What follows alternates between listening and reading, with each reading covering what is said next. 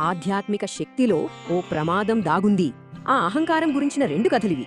ఈ ప్రశ్నకు సమాధానం కోసం ఇప్పుడు 2 పురాతన కథల్లోకి వెళ్దాం. వీళ్లంతా ఆధ్యాత్మిక సాధనకే జీవితాన్ని అంకితం చేసిన గొప్ప తపస్సులన్నమాట. కాని పోను పోను వాళ్ల గొప్ప భక్తే వాళ్లలో ప్రమాదకరమైన అహంకారాన్ని పెంచేసింది.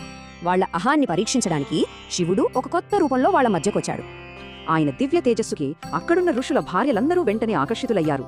కోపంతో వాళ్లు తమ తపస్సు శక్తిని ఉపయోగించారు. కాని ఆ యతీనాథుడికి ఏమీ అవ్వలేదు. తమ శక్తి పని చేయకపోవడంతో వాళ్లు ధ్యానంలోకి వెళ్లారు. అప్పుడు అసలు నిజం తెలిసింది.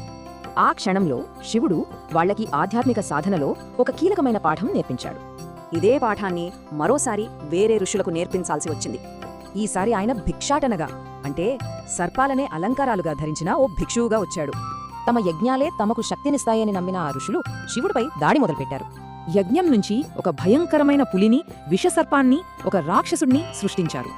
కాని శివుడు వాటన్నిటినీ సులువుగా ఓడించి తన ఆభరణాలుగా మార్చేసుకున్నాడు. తమ శక్తి నశించిపోవడంతో వాళ్లంతా శివుడికి నమస్కరించి ఇంకో గొప్ప పాఠం నేర్చుకున్నారు. చూశారుగా, శక్తి విషయంలో ఋషుల నమ్మకానికి శివుడు చెక్కిన సత్యానికి ఎంత తేడా ఉందో. అంటే నిజమైన దైవత్వం ముందు అహంకారంతో వచ్చిన శక్తి ఎందుకూ పనికిరాదన్నమాట. 2 కథల్లోనూ ఋషుల అహంకారం పోయింది. అప్పుడు వాళ్లు క్షమించమని వేడుకున్నారు. అంటే ఈ కథల సారాంశం ఒక్కటే: భక్తి ఎంత ముఖ్యమో వినయం కూడా అంతే ముఖ్యం. ఎంత గొప్ప శక్తి అయినా సరే వినయం లేకపోతే అది వృధానే.